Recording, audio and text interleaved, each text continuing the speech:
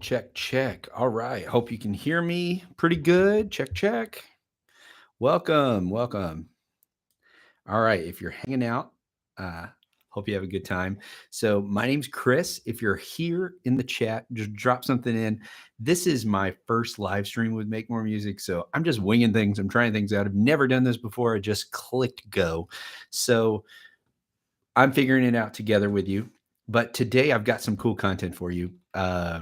We're going to talk about leading better song discussions. So I figure I probably won't have too many people here in the chat with me just because this is the first time I've done it. People don't know what to expect or whatever. But either way, if you're in the chat and you do have questions, I would love to chat with you. I'm going to tell you a little bit. I'm a music therapist. So today is all about lyric analysis and song discussion and stuff like that. And I just wanted to think if you are a music therapist, a music therapy educator, some other music professional, a music educator, a musician, doing all kinds of things. If you use, or even like a social worker, somebody using things like lyric analysis, song discussion in your sessions, do you ever struggle thinking about like what you're going to do? And I think that's a common thing. I think for me, it took a while before my psych counseling type sessions felt like they either were like really great or they flopped. And it took a while before I was telling my internship supervisor, like, I feel like it either goes one way or the other, and I'm having a hard time like making sessions go better. And I really think that that was a mark of maturity, of counseling maturity for me. Cool. Thanks for being here, Amanda. So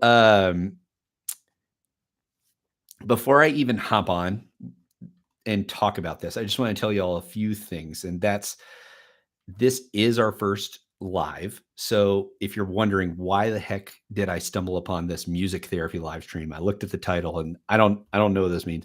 There's many ways to think about and define music therapy, but I like the definition that was in the community music therapy chapter of the Oxford Dictionary of Music Therapy, the Oxford Handbook of Music Therapy, and it's musicking in the pursuit of health. If you don't know, I would go check out the American Music Therapy Association at musictherapy.org. They have a solid kind of just about music therapy section. But essentially, music therapists complete an accredited college, undergraduate, or equivalency curriculum.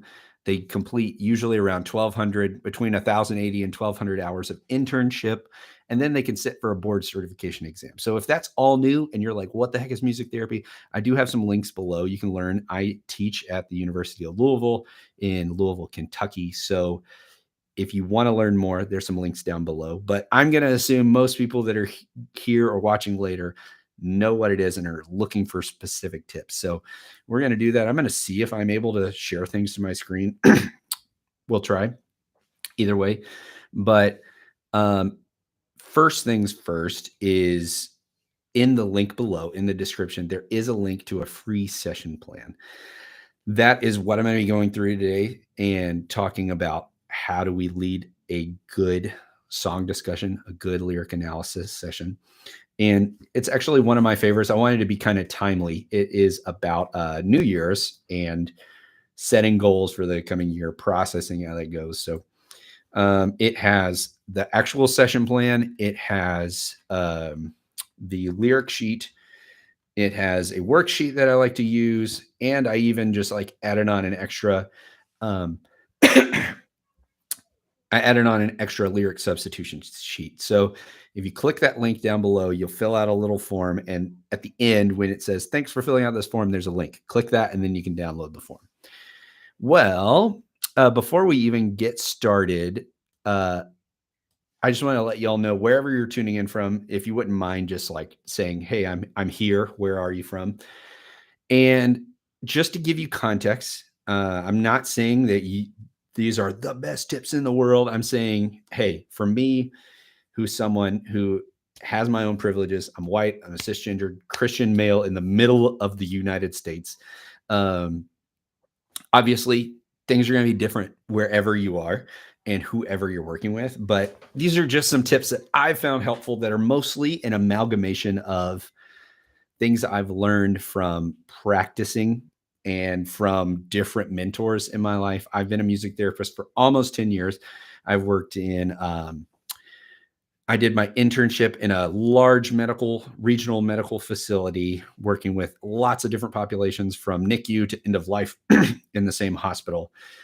And I was a contractor for a while, did a bunch of random jobs as a contractor, a lot of like special needs and neurodevelopmental disorders. And then I spent several years down in Florida working at Advent Health, formerly Florida Hospital, and was the main pediatric music therapist, just working with oncology and PICU, NICU, the regular peds units, doing all kinds of groups and stuff like that. That's where I really like blossomed as an early professional. And then the past few years, I've been moved back and working at my alma mater, the University of Louisville. So I first was our clinic coordinator for a few years, and now I'm actually an assistant professor here. So the clinic, we did all kinds of things. My favorite thing that we kind of specialized in was doing group foster home work. So we work at several of the local foster homes and just, kids that have had some kind of abuse, abandonment, or neglect, and without a foster family, like traditionally, they're in a group home, and just trying to make that suck less for them, basically make it a better experience, give them music making experiences that other teenagers are going through, stuff like that. So that's a little bit about me.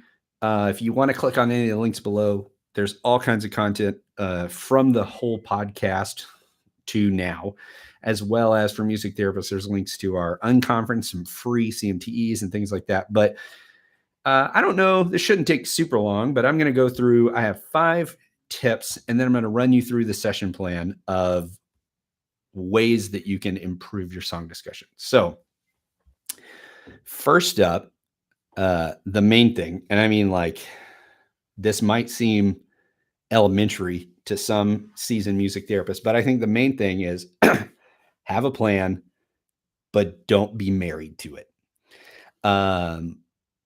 And for me, I'm a very visual person. So in my head, I actually like imagine the whole session. And even when I write session plans, even if I don't write a session plan and I'm improvising with what happens in the session, I still think of things like a roadmap, or really, I think a better metaphor is like a delta with rivers and streams, and just, like you're on a canoe and it's like, oh, we could go that way, or, oh, we could go that way. And I like that analogy a lot because aside from going backwards, sometimes you're choosing options that are mutually exclusive. If I go that way, I can't go that way anymore, at least not today, not right now. So, but I don't like to think of like, go through this point, go through this point, go through this. So that first point is, whatever your plan is, it is a plan. That doesn't mean you're going to do all the things on it. It doesn't mean you're going to talk about all the things on it. You might do almost nothing on that plan. But having a plan is helpful, especially when you're walking into a setting like a like a psychiatric setting, or something that has so much variability, maybe different people, different levels of functioning, different levels of psychoses and things like that. And even with foster care, like today, they're super pissed off and they just broke a window, or they just got in a fight, things like that. So you might be dealing with very different energy levels. Even with people that like day to day, it could be different. So I would just not be super married to that idea. And that's the first thought. So, but the second thought, these are some of the things that I've learned. And I was actually talking with one of the other professors this morning about, there's some pieces of advice that sound just like annoying when you're like fresh, when you're a student, or when you're a young professional, that you're just like, yeah, whatever, I don't need to do that. And then as you get a few of those stripes from just working, and you get that experience, you realize, wow, that really is important. And we were talking about that idea of quality time, like spending time with the music and just preparing. So I think The next thing you do is prepare your charts and prepare your session plans. So the best thing that one of the best things, St. Louis. All right. Thanks for joining in. And shifting in. You're doing the educator thing now too. Very good for you. It's a whole new ball game. So hit me up if you feel like you need anything, Amanda.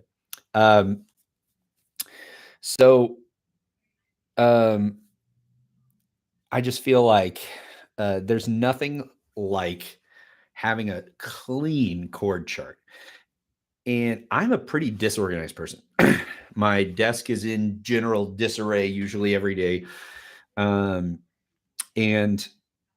it took me a long time to believe in the idea of doing something like creating the same type of chord chart every single time. But now I use a format that my dear friend and mentor, Rich Amante Motes, showed me. And it's just this chord chart. And I always use the same fonts, same format, same this and that. And I try and keep it all on one page if at all possible.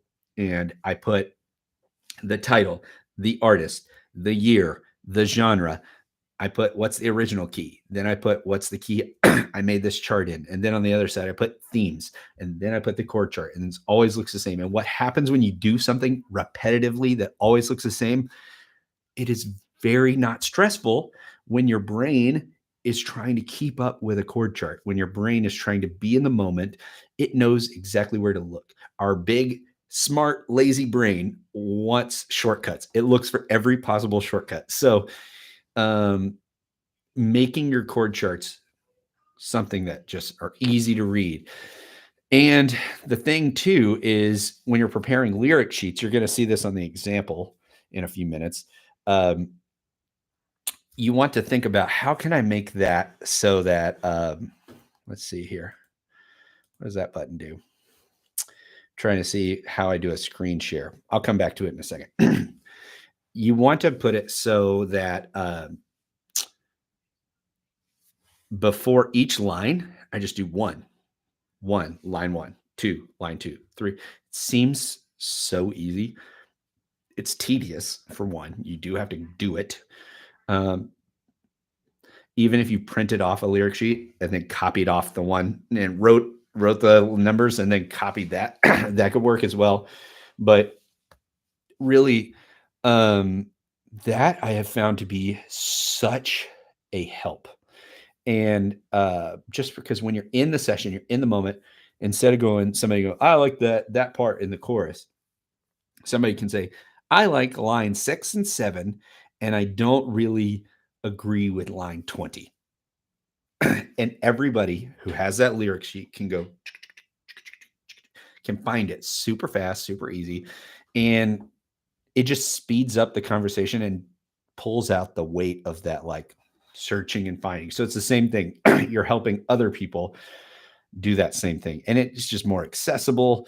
And the other thing, obviously, is to pull out the key ideas before you're doing that. So when you're preparing, you're already thinking about what's the glaring key ideas.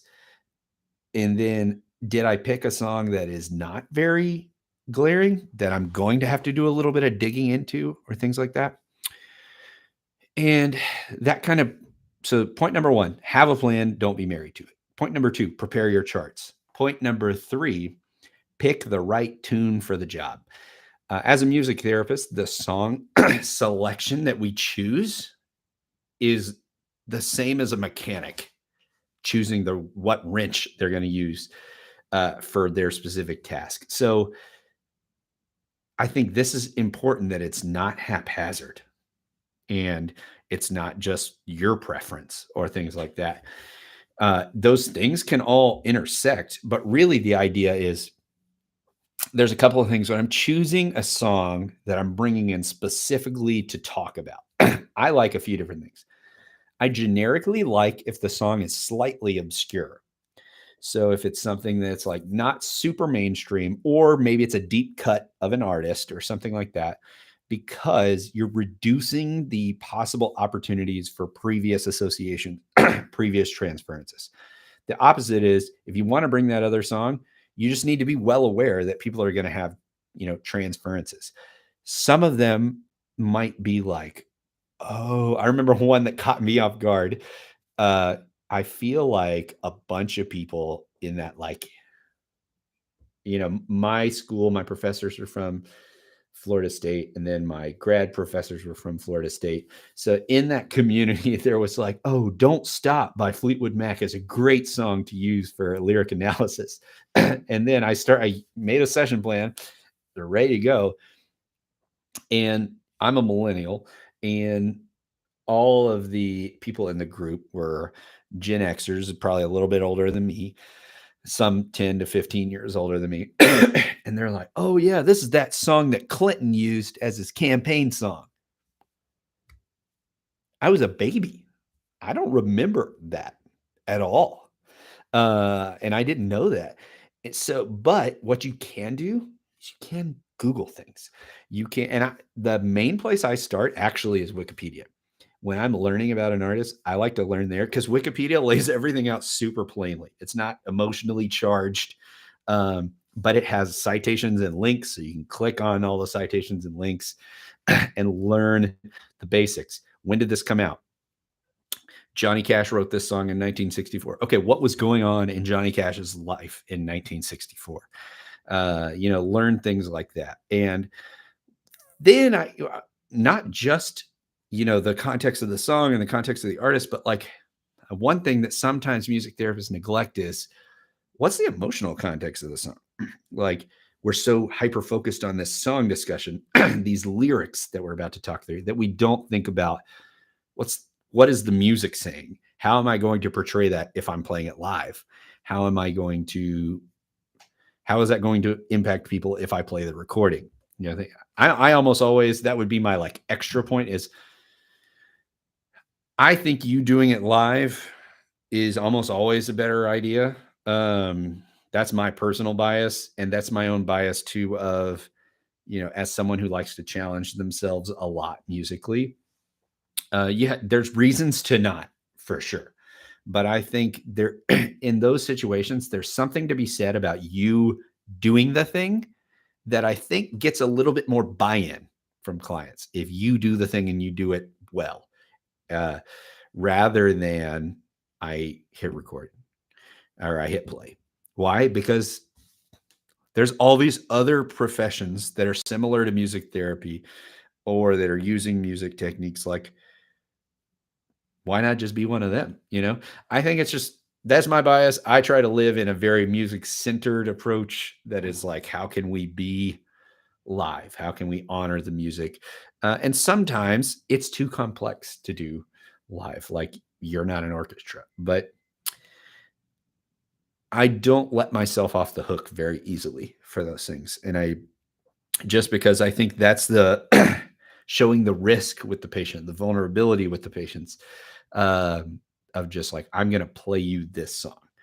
It sets a totally different mood. But other example that went really well is we used Sober by Tool with a group of gentlemen that were going through addiction recovery program, a very strict program.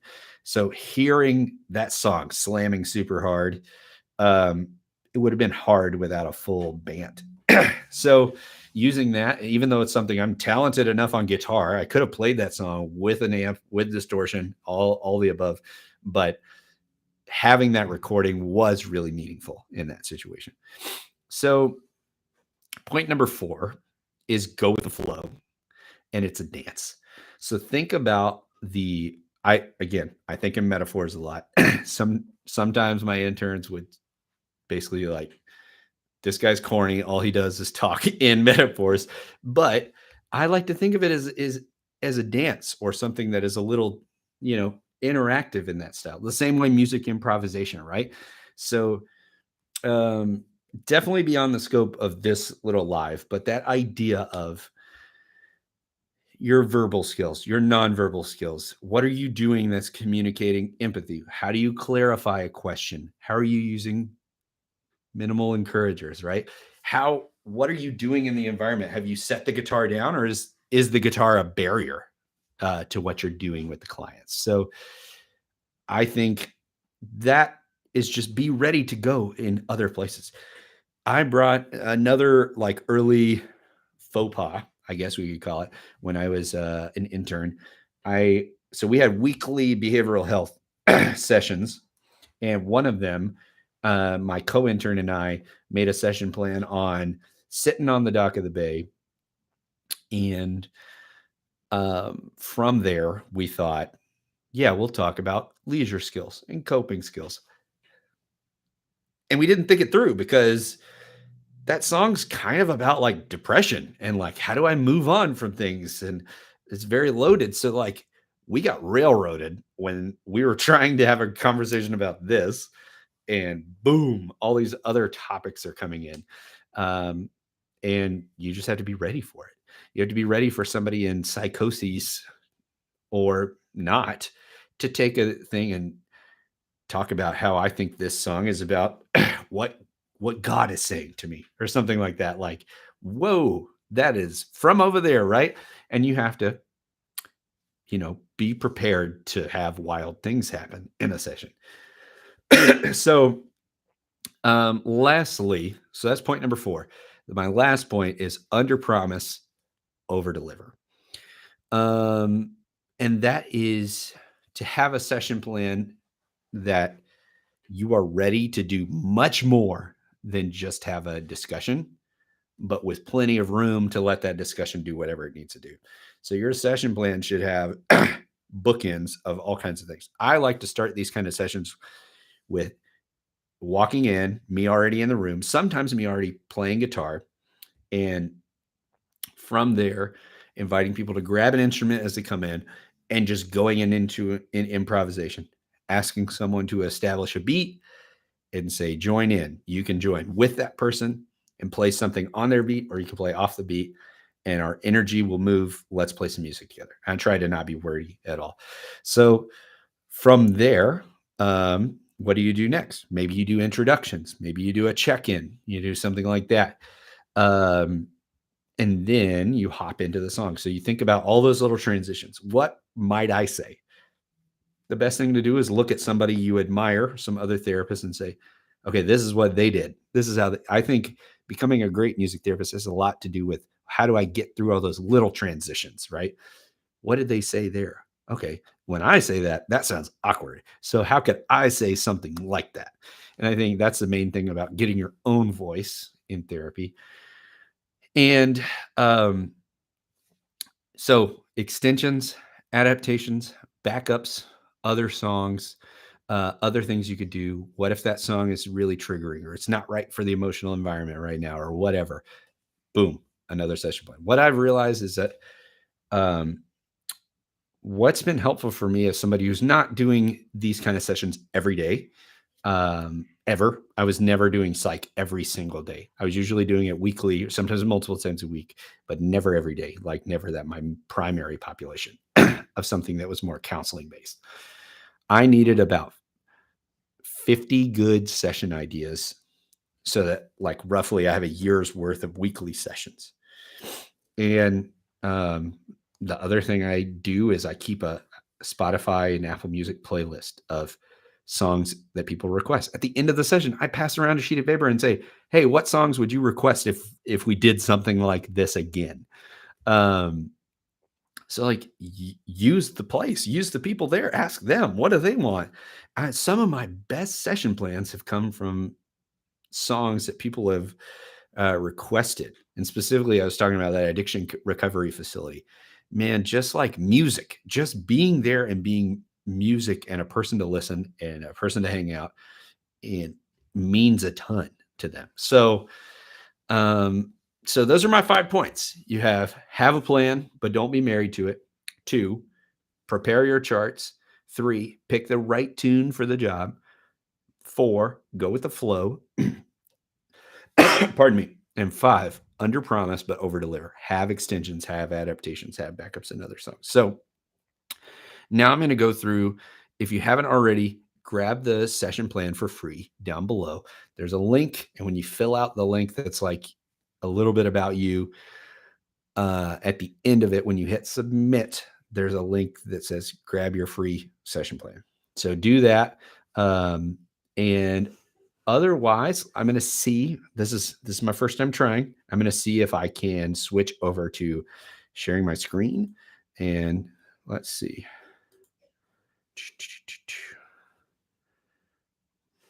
Dun, dun, dun, dun,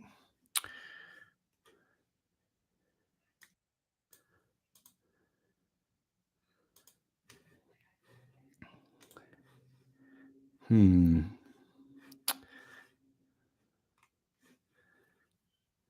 It's not letting me switch things up here.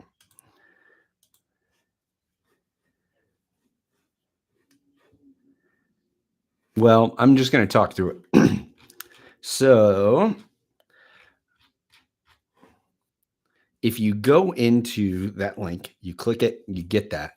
On the edited version later, I will have all of this on there. So I saw a couple of people just join. So make sure you click the link. I'm getting ready to talk through the session plan and how we apply these different skills through a session plan. So there's a free session plan below. Click that and fill that out and download it. So I wanted to give you all something topical, something that you could use and prepare and have plenty of time to get ready for the new year. I really like this session plan for a lot of reasons. One, A Long December by Counting Crows. It fits into that right tune for the job, because for me, Counting Crows is not an obscure band, but they are obscure enough. And I found most of the time, people don't know this song when I bring it into a session. So I like that is, for me, the right tune for the job. It sets a good emotional mood to the conversation. And then we're going to go through the plan. So I have this session plan, and the first idea, have a plan, but don't be married to it. So this is my roadmap. This is the delta, and we have streams that we can go down. We can go down different paths. And I'm going to show you how I prepare, like I said, the different paths. What are some things we could pull out? So preparing our charts, you're going to see that. And then the last thing is under promise, over deliver. You're going to see some of the different adaptations and extensions I have. So on the session plan, goal setting, year-end theme. It's A Long December by Counting Crows is a song you prepare. So objective number one, you want people to express their emotions related to this year. So in this case, 2022, and looking ahead to 2023. What are their goals for next year? And then how can they plan that? What's a couple of steps? In the psych setting, this is very simple CBT kind of language, like, let's make a plan, let's break it down, let's get to the next thing, right?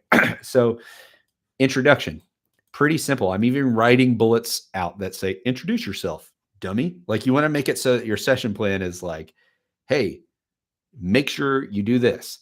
Introduce yourself, explain what is music therapy, talk about the topic generically, and then, hey, boundaries for engaging in the group. In your place, what does that mean? It means if you need to go to the bathroom, what do you do? How are we going to talk to each other? Things like that. And then another thing is usually when I'm sharing a song for lyric analysis, I'll still hand out instruments and lyric sheets.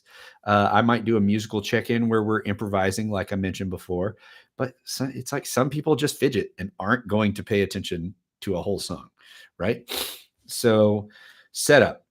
This is a good example. I like to do these. My friend JT and I kind of like co-made this session together and have tweaked it over the years. We talked about this idea a lot of go ahead and write out a whole example of what you might say. So this example says, we're approaching the end of another year. And I don't know about you, but it feels like it passed really quickly. So as I sing this song, I'd like you to reflect on the past year, your achievements, your successes, your failures, your missed opportunities, or just anything that happened. So I encourage you to follow along, highlight anything that sticks out. Play the song, bring out the emotions in the music, make it a poignant experience. And then there's a few different points here, and see how it's written. Line 2, what's up, John? Maybe this year will be better than the last, right? So what went well? So this, queuing it up here, this could be a good first question, right? What went well this year? What were some of your successes? And then bringing up some of the kind of bittersweet lines. It's all a lot of oysters, but no pearls. So what does this line mean to you? What went well? What didn't go well? What are some of your missed opportunities? So you can just see how having a rough plan, and that doesn't mean, other people are going to bring up all kinds of ideas. And that's beautiful. That's what you want in therapy, right? So, um, other than that, then we have those extensions. So there's a worksheet exercise. So you'll see in that free session plan uh, a few different things. There's the chord chart, where, as I mentioned, it had all the lyrics numbered. So it's very easy for people to queue up exactly what lyrics, if you want to point people to look at certain lyrics, or you want them to bring, or they want to bring up a lyric. Either way, it's really easy for them to pull that out. And then you'll see on the next page, preparing. This is in Canva. I made this in like 2016. Like, this is basically clip art. So I just changed the year. And you can see there just some simple weighted lines and the best moments of 2022, things I learned in 2022, what memories do I want to leave in 2022, and what words describe it. And, I've had very real sessions where people are like, this has been a beep expletive year, all kinds of things. And so it's like, okay, let's kindle a little bit of hope for these people. So we talk about 2023, flip it over. What am I hopeful for in 2023? What needs to be different? What do I want to make happen? What words will describe 2023? So what needs to be different? That's definitely where I dig in of like, what are specifically some things that need to change? And, them sharing in a group environment can be super encouraging for that idea of, yeah, this year has been bad. Or, you know what? I'm looking forward to this. And then lastly, I just added in an extra. I've actually never done a lyric substitution to this song, but I queued one up for you just so you had another free resource. That there you go. But that is it for today for the 5. Does anybody have any questions? I know I got one person hanging on here right now. I appreciate you all checking out this first ever. I got to figure out like better ways. I got to use OBS or something because I couldn't share my screen. But any questions? And while I give you a minute to do that, I'm going to remind you of the 5 points. So the 5 points for better song discussions: have a plan, but don't be married to it. And my image for that was a delta with rivers and streams, and you can go whatever way you want to go. 2, preparing your chord charts, organizing your songs by themes, preparing lyric sheets with numbers, pulling out key ideas, pulling out specific lines and what are specific questions I could ask about that. 3, this might even go before 2, depending, but you want to pick the right tune for the job. You want to use the right wrench for the right nut that needs to come off or whatever. So you need to know the context. You need to know about the artist. You need to know about the song. You should know what else was going on in the world when that happened. What's the emotional context of the music? Am I playing that? Am I bringing out those qualities when I play it live? Am I playing a recording? What do I need to be aware of? Are there transferences and other things that people will know about this song? 4, go with the flow and think of the verbal communication as a dance, as an interaction, as an improvisation of how do I need to tune up those verbal counseling skills so that I'm ready to handle all the different changes. I'm ready to help people not dominate a conversation. I'm ready to bring out that person who's not participating. And then lastly, under promise, over deliver. I think that's like a good music therapy thing in general. So come with your extensions, come with your adaptations, come with your backups and other songs. So if you do that, you're always going to leave people with a good taste in their mouth rather than, oh, well, we said we were going to get to that, but we didn't get to that. So, but hey, we made it. It's 34 minutes in, and this is our first live. So if you enjoyed it, please drop something in the comments. There's other topics that you think would be fun to talk about in the future. I'm glad to do that. You can drop it in the comments. I also have a digital suggestion box that just goes if you want to meet with me or anything like that. And lastly, please don't forget to subscribe, right? So I'll see you soon. Remember, as always, for Make More Music, give more grace, share more love, make more music.